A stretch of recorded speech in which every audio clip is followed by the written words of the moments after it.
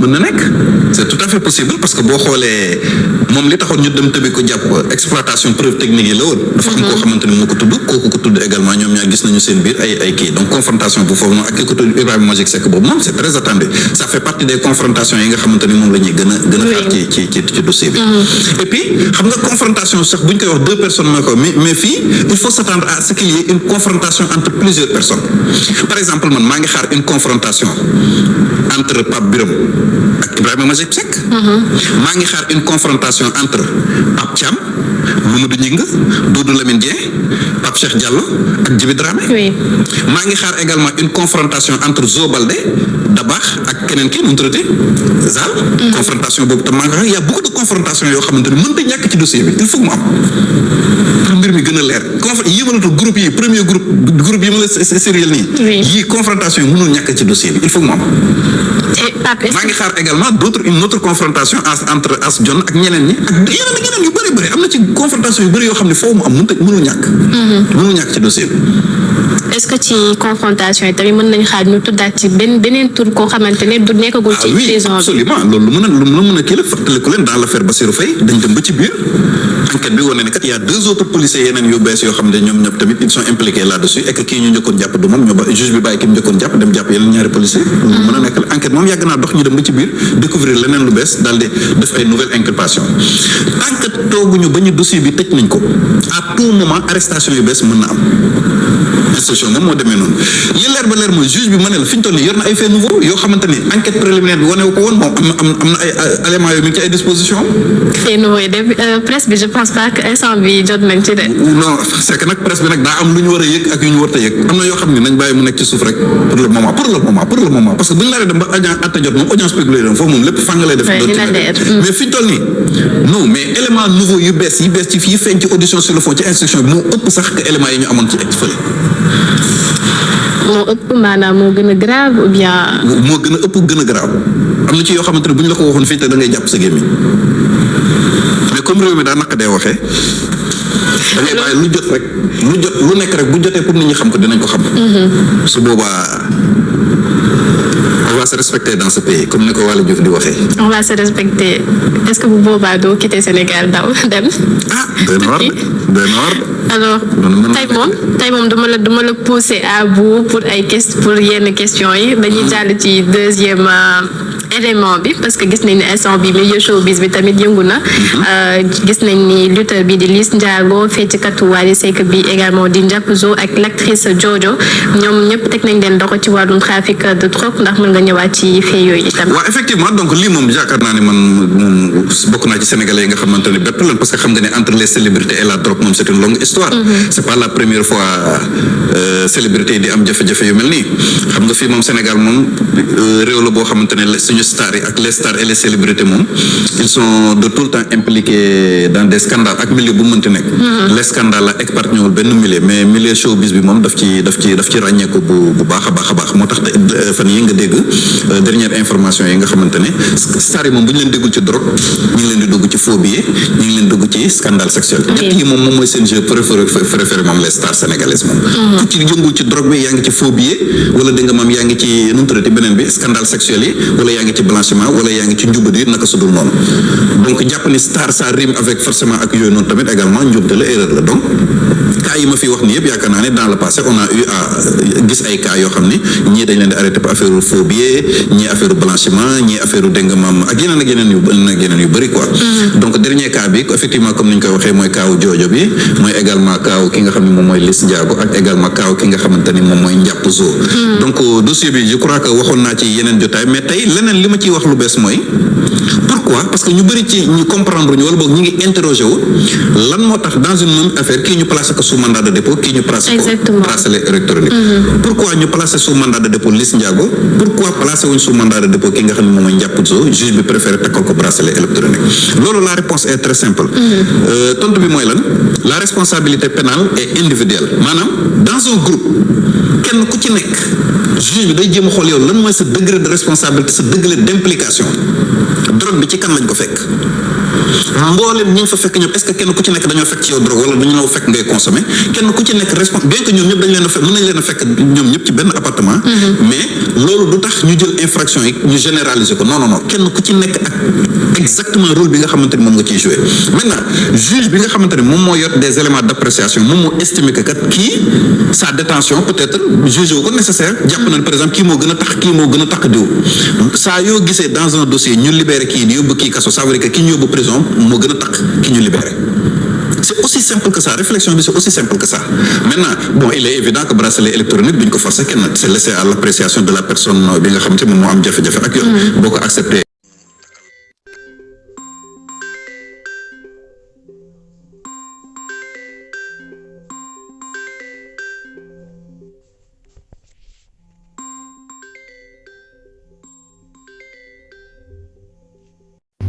mais am na ci ñeneen ñoo xam ne peut-être ay complices lañ soit mu indi arme bi wala bi affaire bi amee ba pare mooy jéem a laq keneen ko wala keneen ak keneen. looloo tax ñu ne la responsabilité pénale est individuelle maanaam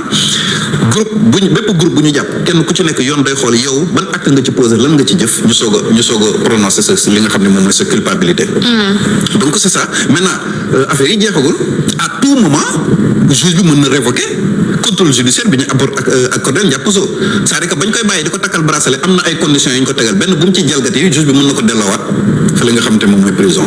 donc ensuite ça ne veut pas dire que bàyyi bañ ko bàyyi tekkiwul ni dañ ko setal également enquête bi mi ngi continuer mi ngi wéy léegi nag après juge bi moom mooy apprécier à la fin de l'instruction xool kan lay yóbbu ñu àtte ko ak kan lay setal kan lay jox non-lieu s'il y a lieu donc instruction bi enquête bi jeexagul juge bi mi ngi def enquête am à tout moment leneen mën na nekk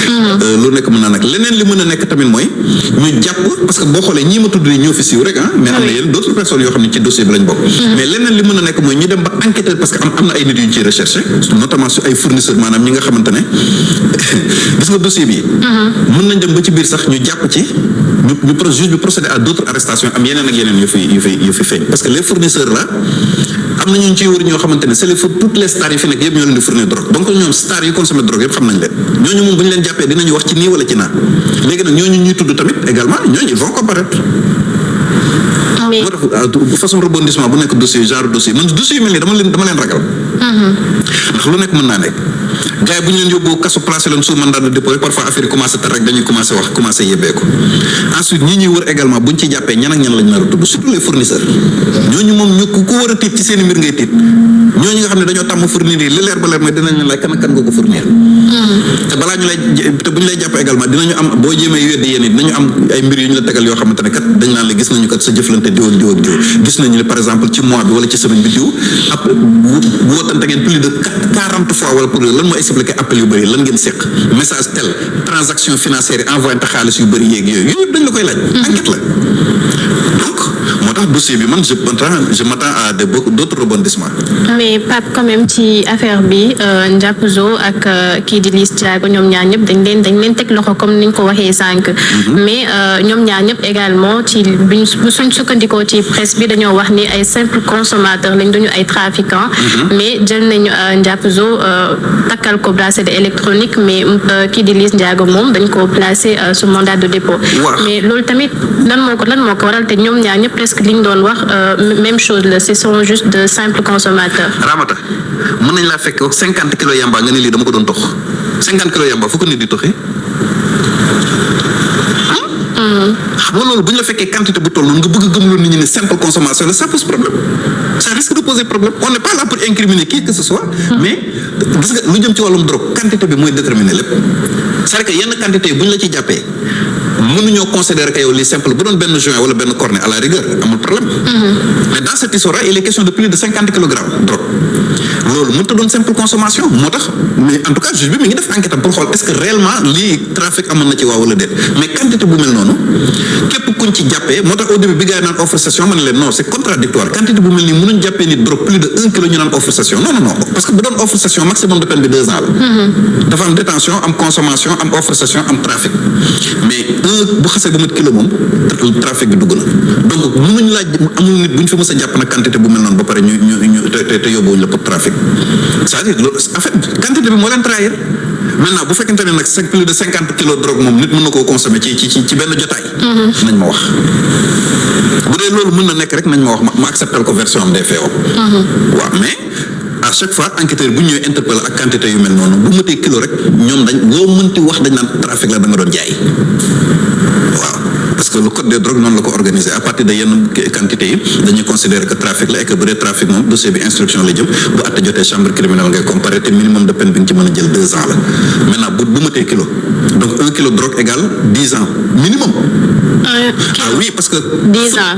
trafic de drogue peine bi code des drogues prévoit c'est entre 10 ans et 20 ans donc 10 ans moo ci gën a tuuti maintenant bu fekkente ne c'est moins de 1 kilo nag foofu nit ki mën na am chance bu fekkente ne benn juin la yooyu garaaw ay 15 jours 1 mois affaire yooyu bu dee offre session parfois 6 mois maximum de peine bi 2 ans la mais bu matee kilo jëm kaw mooy problème bi ak xeetu drogue bu ñu la mën a jàppee donc lii moo ci nekk te dafa garaaw parce que loi bi dafa tar en matière de drogue parce que non seulement bu fekkente ne mët na kilo 10 ans mooy minimum de peine bi mais aussi loi bi dafa ne peine boobu tëj boobu kaso ñu lay tëj kaso dafa war a ànd ak alamaan boo xam ne da nga koy fay dugal ko ci keesu nguur gi te alamaan bi c'est égal au triple de la valeur de la drogue saisie maanaam quantité valeur bi ñu drogue bi ñu la jàppee dañ koy évaluer ci xaalis ne lii ñaata lay jar ñu multiplier ko par 3 loolu ngay fay ci alamaan. c'est énorme dans ce cas. waaw bu dee quantité drogue bi li ñu la jàppee par exemple 25 millions la. dañuy jël 25 millions multiplié par 3 loolu ngay fay ci alamaan. ok. voilà donc loolu la te loi wu Sénégal prévoirul en matière de drogue nga mën a fay pour bañ a tëdd kaso comme ni ñu koy defee ci yeneen en matière de détournement infraction financière drogue moom prévoiruñ fa loolu am na dëkk yu koy def nag mais Sénégal defagul loolu. donc am na ay mbir yoo xamante ne mën nañ ci basé wu pour wax ni nit ki trafiquant la au lieu d'un simple consommateur. tout dépend de la quantité de drogue bi quantité bi la ñuy xamee ndax yow simple consommateur nga wala trafiquant nga. lépp ci quantité bi lay dépendre. léegi nag am na yenn quantité yoo xamante ne boo bëggee gëmloo nit ñi ne ci benn jotaay mën nga ko fa consommer ça risque de poser problème loolu foofu la kii bi kii maintenant ñi ngi def enquête personne n'est encore coupable nag il faut le dire. muy Liss Ndiago muy Ndiapp Zo muy Jojo muy ñeneen amul kenn koo xamante ne fi ñu toll ni coupable nga non ñoom ñëpp fi ñu toll ni ils sont innocents de. parce que atteeguñ ci kenn ay tuuma yu ñu teg seen kaw la atteeguñu leen maintenant bu ñu demee ba enquête bi jeex nag ba ñu yóbbu leen ñu atte leen nag foofu la ñuy déjà taxaw atte bi wóoragul parce que juge bi yor dossier bu demee ba fin instruction bi moom mooy décider ndax day yóbbu nit ki ñu atte ko wala da koy setal. léegi nag on verra à la fin moom on verra tout le monde sera édifié mais ba fii ma toog di waxee ils sont tous des innocents ay tuuma yu ñu teg seen kaw la donc kenn mënu leen wooye trafiquant de drogue kenn mënu leen wooye ay drogué. waaw parce que y a la présomption d'innocence qui pèse sur eux maintenant bu ñu demee bu fekk fin enquête bi nag lépp dina leer li leer ba leer daal mooy il risque 10 ans minimum. 10 ans. waaw minimum. même ki nga xamante ne takkal nañ ko bracelet ñoom ñëpp parce que c'est le même dossier et que trafic la le crime de trafic de drogue est visé trafic lañ ci visé. mais Pape également ci l'affaire Jojo l'actrice moom tamit histoire am bi am na fi polémique. parce que actrice la gis nañ vidéo bi nga xamante ni moom moo njëkk a génn ensuite dem nañ fekk ko ci benn appartement avec 3 hommes plus moom muy 4 est-ce que mën nga ñëwaat ci fee boobu itam. waaw si c'était seulement kaawu Jojo bi bu doon simple vidéo bi la mu kenn mënu ko ci placer sous mandat de dépôt parce que bu boobaa la preuve matérielle du fa nekk. vidéo bi nag du preuve. waaw loolu maanaam c'est-à-dire pour que dafa am lu ñu tuddee les éléments constitutifs d'une infraction. Il faut la preuve scientifique en matière de drogue il faut la preuve scientifique xoolal maanaam preuve scientifique preuve matérielle maanaam il faut que ñu drogue bi ñu teg ko bët laal ko làmb ko ni mi ngi nii warul doon loo xamante ne lu ñu xaw ma concret xaw ma abstrait. ok waaw lu concret la war a doon warul doon lu abstrait. il faut que ñu kii ko noonu dama ne bu doon vidéo bi kese la. jàpp ma ni mën na cee dem kaso. mais kat bu ñu sukkandikoo ci information yi nga xam ne génn na ci presse bi dañu ne enquêteurs yi ba ñu defee descente kat seen bërëb boobu noonu dañu fa fekk ay mbir mais de toute façon elle bénéficie de la présomption d'innocence juge bi moom mooy àtte et puis leneen jaaxalu la fréquence là à chaque fois borom tur bu ñu leen di jàpp rek dañuy tëju ci ay appartement nekk fa ak ay góor ak ay jigéen drogue pourquoi ñu jàpp ne célébrité ça doit forcément rimer ak loolu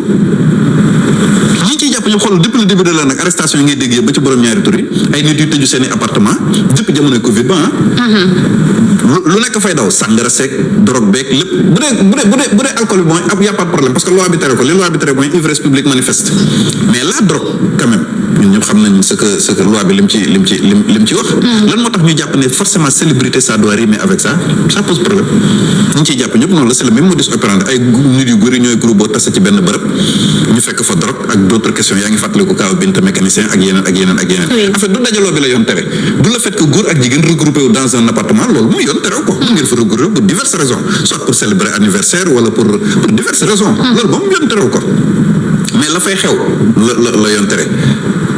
moo tax jamono yi man bokk naa ci ñi nga xamante ne bu ñu ma invité ci jotaay yooyu sax man damay hésiter pour dem. ci ay appartement. mais parce que man ngeen fay dem sax taca fa pour soit pour anniversaire u kenn wala pour tel am nekkate am na ko fa yor drogue police di ko topp mais police bu fa defee descente yéen ñëppay dem. anniversaire daal Pape. su boobaa nag xoolal imaginer par exemple benn borom tur yow benn groupe de 20 personnes. benn nit moo ci siw am tur. ngeen ñëw foofu noonu anniversaire nekkate am na ko fa yoraale drogue ci wàllu policier doon ko topp gis nga bu ñu ñëwee jàppaleen ñooñu ñëpp kenn doon ci tudd yow célébrité bi la ñuy tudd amaana yow amaana sa yoon nekku ci yow da ngaa ñëwoon noonu rek pour fekkee anniversaire fekkuñ ci yow drogue